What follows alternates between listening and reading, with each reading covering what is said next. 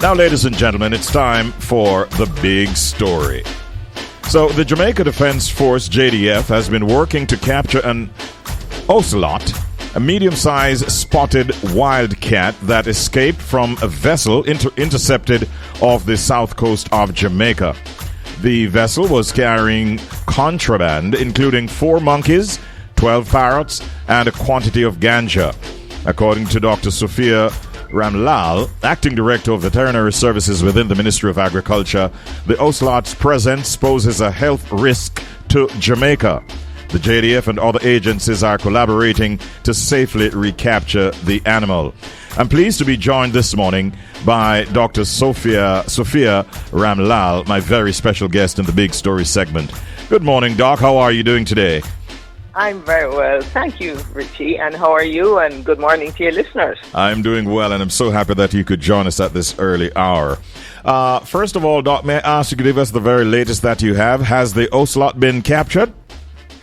It has not. To my best knowledge, it has not been found overnight. I do want to say it's a very small cat, so that does present some inherent difficulties in trying to find it. But as of now, we still have not had any information that it has either been spotted or retrieved.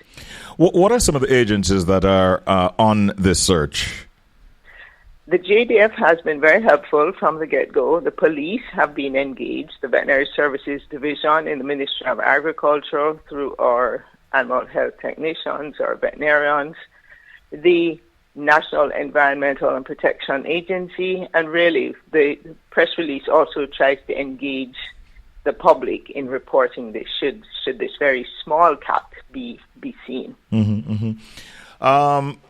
In all honesty, Doc, do you think it's likely that we'll be able to recapture it? It's looking very, very slim, as we would say in Jamaica. It's looking very challenging. One, the cat is very small. We're told it's only a month to 2 months old, and since this is not a cat that's going to grow to be as big as other wild cats, we know that this is at maximum. This is a cat that is probably going to be no bigger than a medium to medium-sized dog. So it's small in its current stage because it's a baby, really.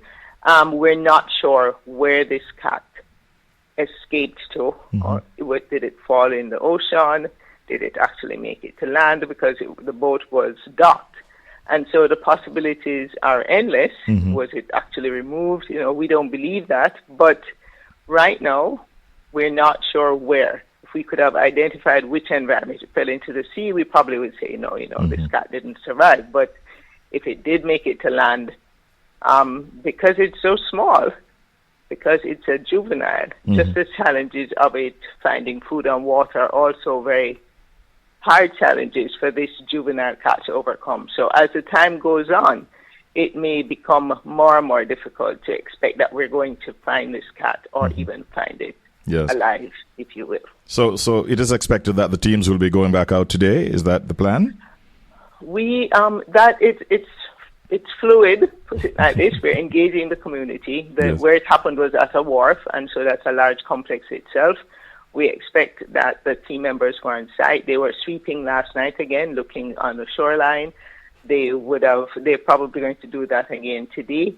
And like I said, the probability of it having escaped that area is very small, but we will be doing, maybe not at the level of yesterday, but certainly the local sweep of the area, because the possibility that this kitten has survived if it escaped on its own or was not taken in by somebody is getting smaller and smaller by the day. But still a possibility, so we're still going to be trying to find this kitten. Okay. What can you tell us about it? Yesterday, when the news broke, many people were hearing that a tiger had escaped, and so there were a lot of fears and so on. This is an animal that is it from the same family as the tiger, and how dangerous are they likely to be? All right. On the danger scale, let's say that they're not dangerous to humans unless they're provoked. A tiger is much larger. They're all wildcats, so they're all in the wildcat family. Ocelots, tigers, lions, servals, they're all wildcats. So they're not domesticated. They're not pets. Their diet is mostly small rodents, birds, reptiles, lizards, those kinds of things. So they're not necessarily going to be attacking people. But what the risk it does present is, and this is a larger part of the situation that we have, is the illegal trade in animals like this one does produce or allow for the introduction of diseases that can be dangerous to both animals and people. Mm-hmm. And so the physical threat may not be there in terms of the ocelot, but the risk of disease introduction is there regardless of size, whether it's an ocelot or a tiger, because they are wildcats. They carry diseases that are not in Jamaica necessarily. Rabies comes to mind very easily. And even in the current dispensation, we were talking a lot about bird flu. We know bird flu is no longer just poultry. Bird flu is affecting many, many species, including wildcats. So the message is the threat physically of this ocelot, even if it manages to survive and grow into an adult, mm-hmm. is not one that is great to humans because it's going to attack. The threat physically is what diseases. It might the threat really is what diseases this animal and others that are illegally imported can bring into Jamaica. Yes. And in fact, there were quite a few others because the report says 12 parrots and there were 4 monkeys as well as this ocelot that were on this boat as persons were trying to bring them in illegally. It seems like there's a trade in exotic animals going on, Doc. Aren't there some strong penalties for persons who are caught with these animals? One, we have information that there's an underground trade in illegal animals, and I want to use this platform to say that really should not be occurring. The dangers there are high. The fines are very high as well. Many of these species are what we call CITES protected, and it means that internationally, when you trade in these animals, you are in breach of that protocol.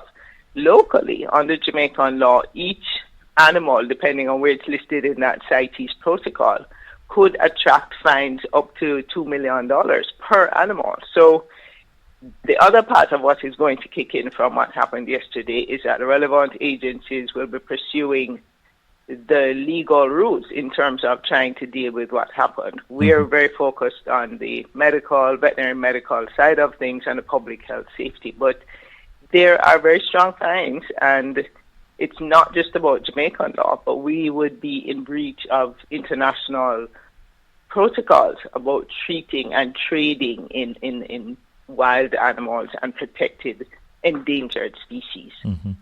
Let us address the public who are out there listening right now, who might be inclined to want to assist in the search and or recapture of this ocelot. What are some of the precautions that you'd suggest that they take if they should encounter this ocelot?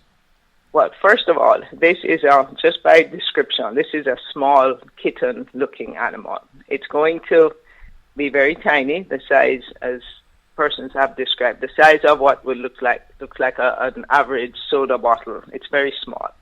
The threat here is not to be being attacked. What should be done is, if you spot this animal, I would suggest that you put out, if you can, something. Don't try to touch it. Don't try to be grabbing this animal because you might get scratched. And again, we don't know what, if any, diseases this animal may have. Yes. It's very likely to be dehydrated. It's very likely to be hungry. And so for persons who know what cat traps are, a cat trap would be a perfect way to just leave some food in there, put it in the area you would have seen this ocelot, allow the ocelot to go into the trap. When the trap flies, then you just keep the trap secured, reach out to the Veterinary Services Division, the police, the JDF, NEPO, your nearest veterinarian or animal health assistant.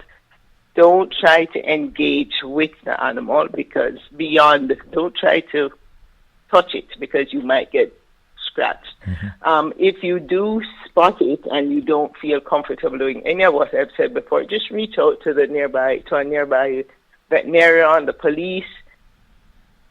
veterinary assistants, we will try to assist the JSPCA, all the agencies who are trained in handling animals. We will try to reach out and assist and try to collect the animal. The first thing is to make that call.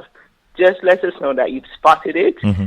We know where it is, so we can zone in on that area, do what we need to do to try to retrieve it in its own interest as well as in the interest of public health. Mm-hmm. What can you tell us, Doc, about the state or status of the other animals that were on this vessel? We have moved in partnership with NEPO, who is the National Environmental Protection Agency. We are to be contacting our international partners from the country that these animals would have come from, because there will be some interest on their part, because these are protected species. And we've safely housed them. They're secured. We're going to be sampling them, testing them for various diseases, and then deciding on the fate of them. It may be that we may have to put them down. It may be that we are repatriating them. It may be that we're rehabilitating them. But those decisions are in train. Mm-hmm. Our first goal was to secure them, identify them, determine what protocols, what legal channels needed to be explored, and we're still going through that process. Okay. Regrettably, one of the monkeys would have died before we even got them, but that was, as I'm told, an accident, and so we're just, so far, everybody else is doing okay, and we're just trying to manage the risk while adhering to whatever laws and international protocols need to do. So you have already determined which country they might have come from? Our information is that the boat was en route from Honduras. Okay. My final question to you this morning, Dr. Ramial, is what message do you want to convey to the public listening right now regarding the importance of protecting Jamaica's biodiversity and also preventing exotic animal smuggling? The first thing I see is where there are no buyers, there will be no suppliers. So I want to encourage members of the public, do not try to be acquiring exotic animals that naturally are to be housed in the wild. Not every animal can be and should be domesticated. The second part I'd like to say is the persons who are trying to be brokers and trying to facilitate the trade should understand that they are in breach of laws, first of all. As you would have indicated, they are also threatening biodiversity, because some of these non-native species, when they come in, will prey on species that are here already. For instance, if ocelots were to abound, mongoose or native rats, lizards, those kinds of things, which may be seen as pests, but really do contribute to the ecosystem and the biodiversity of Jamaica, those could be threatened. And the third thing I would say is, if persons do go ahead and do this, you are allowing for the introduction of diseases not known to be in Jamaica. These are diseases that can impact both the person trying to catch these animals and bring them here, as well as every single person who can then come in contact with them. They're wild by nature. They will do things that wild animals do. They will bite, they will scratch. Mm-hmm. So you're endangering yourself, and you're endangering your potential buyers. You're endangering persons who may not even be formally in that loop, but just have reason to come into contact. And let's keep in mind that not all diseases are limited to animals. There are diseases that can go from animals to people, and in so doing can make people sick and can cause death. So it is a risk on many levels. Mm-hmm. It is a risk to personal safety, country safety, biodiversity. It is in breach of international protocols. It's in breach of Jamaican law. And really, animals should be allowed to exist in their natural environments and not forced into captivity or not removed from their native environments to non-native environments without a proper protocol for the introduction of new species. Dr. Sophia Ramial, we have benefited a lot from our deliberations this morning. I thank you for your time and the information you shared, and I wish you a wonderful day today. Thank you so much. Thank you very much. And I hope this information resonates. And if we spot that ocelot, please make that call. All right. Thank you so much, Doc. Take care. Take care. Thank you. All the best.